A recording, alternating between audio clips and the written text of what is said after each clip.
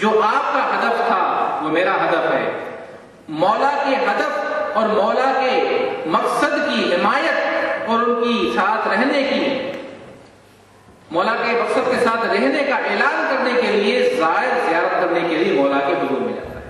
اور اپنے مولا سے عہد کرنے جاتا ہے کہ مولا جو آپ کا مقصد تھا میں اسی مقصد کی خاطر اپنی جان دینے کے لیے بھی تیار ہوں، اپنا مال دینے کے لیے بھی تیار ہوں، اپنی زندگی دینے کے لیے بھی تیار ہوں۔ یہی تو سبب ہے جب ہم زیارت وارثہ کی تلاوت کرتے ہیں اس میں آخر میں یہی تو کہتے ہیں یا لیتنی کنت معکم، کاش میں کربلا میں آپ کے ساتھ ہوتا اور میں آپ کے ساتھ درجہ شہادت پر پہنچتا اور میں کامیاب ہو جاتا۔ مولا یہ زمانے کا جو فاصلہ ہے، یہ زمانے کا جو فاصلہ ہے، یہ زمانے کا فاصلہ اہمیت نہیں رکھتا۔ جو آپ کا اس وقت مقصد تھا آج بھی میرا وہی مقصد ہے، جو آپ کا اس وقت ہدف تھا آج بھی میرا وہی ہدف ہے۔ لہذا زیارت کرنے والا یہ اعلان کرتا ہے کہ میں اپنے مولا کے ہدف کی حمایت کرتا ہوں،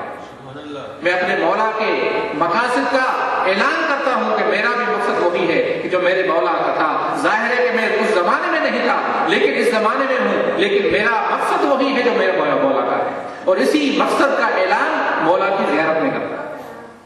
گویا زیارت مولا کے مقصد کے ساتھ ہم آہنگی کے اعلان کرنے کا مقام ہے اور منزل ہے کہ جب انسان اس منزل پر پہنچتا ہے تو اس حقیقت کا اعلان کرتا ہے۔ اور یہی وجہ ہے کہ جو مصیبتیں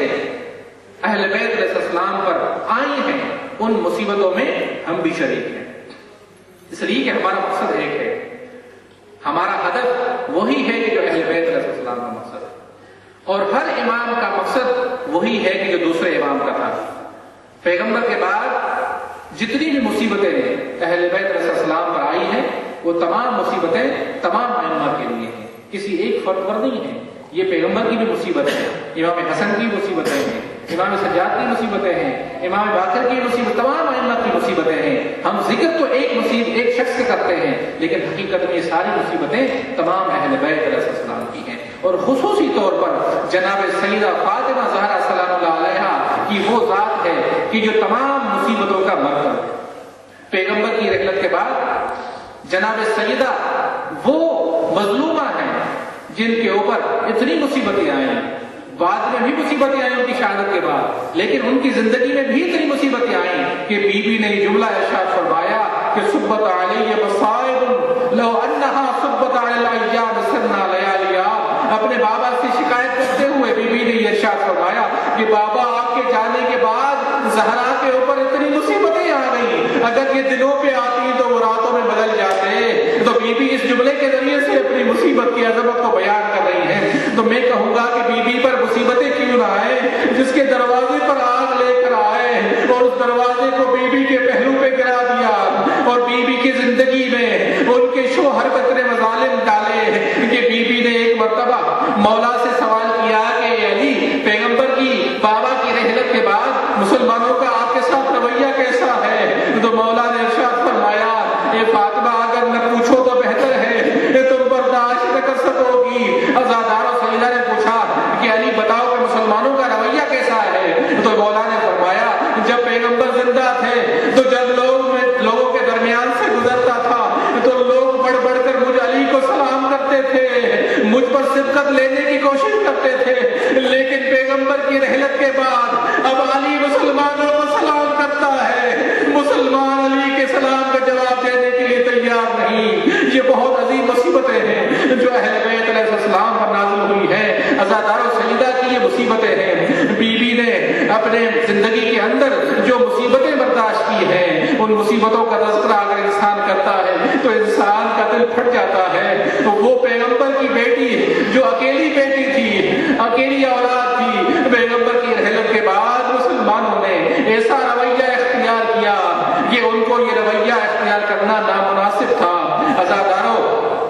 امام علی علیہ السلام کی بیعت لینے کی خاطر مسلمان اکٹھے ہوتے ہیں جناب سیدہ کے دروازے پر اور اعلان کرتے ہیں کہ فاطمہ جلدی کرو، علی کو ہمارے ساتھ بھیج دو تاکہ وہ خلیفہ وقت کی بیعت کر لیں۔ جناب سیدہ وہ واحد مظلومہ ہے اور وہ پہلی مظلومہ ہے جو اپنے ولی کی ولایت کا دفاع کرنے کے لیے کھڑی ہو جاتی ہے اور اسی ولایت کا دفاع کرتے ہوئے شہید ہو جاتی ہے۔ عزاداروں، بی بی نے علی علیہ السلام کو نہ چھوڑا بلکہ دروازے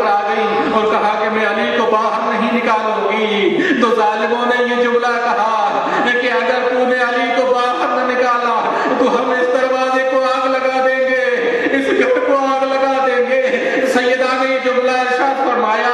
ارے ملونو تمہیں معلوم نہیں یہ رسول کا گھر ہے، یہ وہی دروازہ ہے جہاں پر رسول آ کر آیت تطہیر کی تلاوت کرتے تھے، تمہیں شرم آنی چاہیے، لیکن ان کے اوپر کوئی اثر نہ ہوا،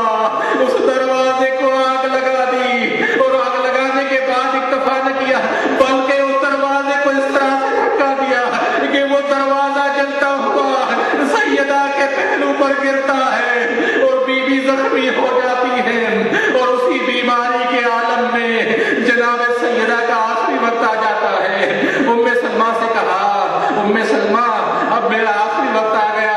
میرا وہ وقت آ گیا کہ میں اپنے بابا کی زیارت کے لیے جانا چاہتی ہوں۔ عزادارو، جناب سیدہ نے اپنے بچوں کو تیار کر کے ان کو جناب رسول خدا کی زیارت کے لیے بھیجا اور کہا کہ بچوں جاؤ نانا سے اپنی ماں کی شفا کے لیے دعا کرو۔ امام حسن اور حسین جناب رسول خدا کی زیارت کے لیے ان کی قبر کی طرف تشریف لے گئے اور پیچھے جناب ام سلمہ سے کہا، اے ام سلمہ میں حجرے میں جا رہی ہوں، اگر میری عبادت کی آواز، میری تلاوت کی آواز، میرے ذکر کی آواز آتی رہے تو سمجھ لینا کہ فاطمہ زندہ ہے، اور اگر میری آواز تھم جائے تو سمجھ لینا کہ فاطمہ اس دنیا کی مصیبتوں سے آزاد ہو گئی۔ ابھی تھوڑی ہی دیر گزری تھی، ام سلمہ نے محسوس کیا کہ فاطمہ کی آواز نہیں آ رہی، شہزادی کے ذکر کی آواز نہیں آ رہی۔ عزادارو، جناب ام سلمہ جاتی ہے اور سیدہ کو بلاتی ہے، لیکن بی بی کی کوئی آواز نہ آئی۔ اسی اثنا میں امام حسن اور حسین دوڑتے گھر کی طرف تشریف لائے اور اماں اماں کہہ کر بلانا شروع کر دیا۔ جناب ام سلمہ نے کہا، بچوں ابھی کھانا کھا لو، اس کے بعد اپنی ماں سے مل لینا۔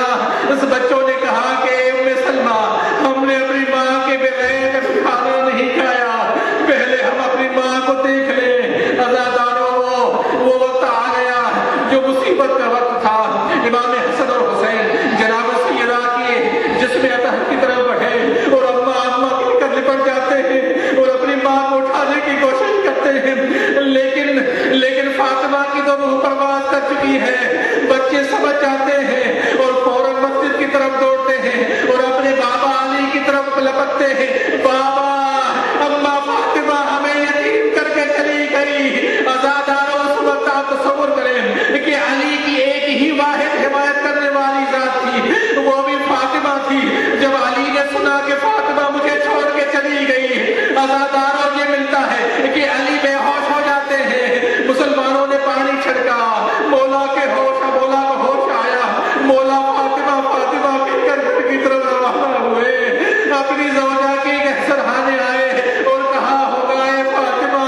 مجھے دنیا کی مصیبتوں میں اکیلا چھوڑ کر چلی گئی، اب علی کس کے ساتھ اپنی مصیبتوں کو بیان کرے، اے فاطمہ مجھے چھوڑ کے نہ جاؤ۔ عزادارو، جناب شہزادی فاطمہ نے وصیتیں کی تھی، اے علی مجھے رات کی تاریکی میں دفن کرنا، رات کی تاریکی میں غسل دینا۔ عزادارو، امام علی علیہ السلام نے جناب فاطمہ کی وصیت پر عمل کرتے